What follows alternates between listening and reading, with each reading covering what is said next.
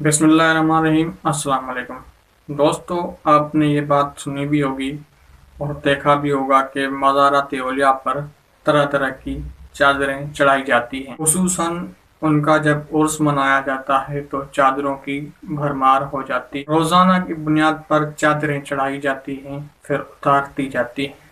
यहाँ तक कि सुनने में आया है कि जिस दुकान से चादरें खरीदी जाती हैं फिर उसी दुकान पे जाके बेच दी जाती हैं। तो चादरों का ये सिलसिला देखकर कभी ना कभी मेरी तरह आपके जहन में भी ये सवाल आया होगा, आया ये चादरें चढ़ाना इस्लाम का हिस्सा है या इसके पीछे कोई लॉजिक या कोई वजह है, या चादरें चढ़ाने से किसी किस्म की इबादत या उसका का सवाब मिलता है, या फिर चादरें चढ़ाना से मुश्किलात हल होती हैं, क्या वजह है। तो आप मेरे साथ रहें, इस क्लिप को आखिर तक देखें। इसमें मैं आपको बताऊंगा कि चादरें चढ़ाना कैसा है, इसका आगाज़ कैसे हुआ और इसके पीछे कौन सी वजह पोशीदा है। तो दोस्तों, पुराने वक्तों में होता ये था कि जब किसी बुजुर्ग की, अल्लाह के वली की, किसी आलिम या मुफ्ती का इंतकाल होता तो बदस्तूर आम मुसलमानों के कब्रिस्तानों में उसे दफना दिया जाता। अब जब एक आम मुसलमान कब्रिस्तान में दाखिल होता इस नियत से कि मैं फलां बुजुर्ग की कब्र पे हाजिरी दे दूं, तो उसको कब्र ढूंढने में परेशानी होती, क्योंकि सारी कब्रें एक जैसी दिखा करती थी। तो लोगों ने इस मसले को उलझने के लिए, उसका सलूशन निकालने के लिए किया यूं कि एक चादर ली और उस बुजुर्ग की कब्र पर बिछा दी, ताकि दूर से देखकर ये फ़र्क हो सके कि ये किसी बुजुर्ग की कब्र है और बाकी कब्रें आम मुसलमानों की हैं।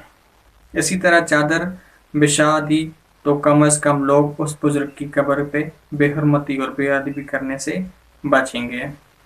तो दोस्तों, ये वो वजह है, वही लॉजिक है जिसकी वजह से मज़ारात पर चादरें चढ़ाने का आगाज़ हुआ।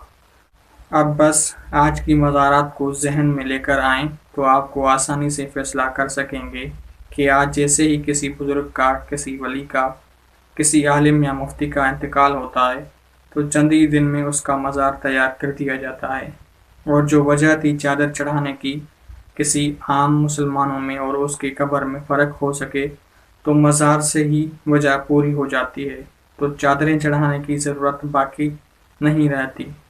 चादरें न किसी के इस्तेमाल में आती हैं, न ही कोई इबादत है, न ही इसकी कोई मुश्किलात का सलूशन करता है, न ही इस हिसाब पे मज़ार की रूह को बड़ी खुशी होती है, न ही कोई सवाब मिलता है। तो फिर यूं बिला वजह वहाँ पे चादरें चढ़ाना किसी अक्लमंद का काम नहीं हो सकता।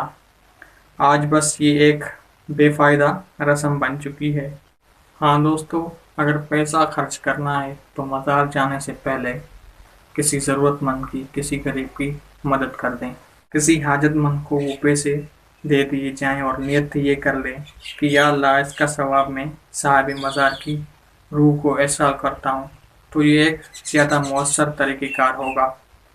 सवाब हासिल करने के लिए उम्मीद है आपको ये चादर चढ़ाने की वजह समझ में आ गई होगी और आइंदा कम अज़ कम आप तो ये काम नहीं करेंगे। इस मैसेज को जितना ज़्यादा हो सके शेयर करें। अस्सलाम वालेकुम।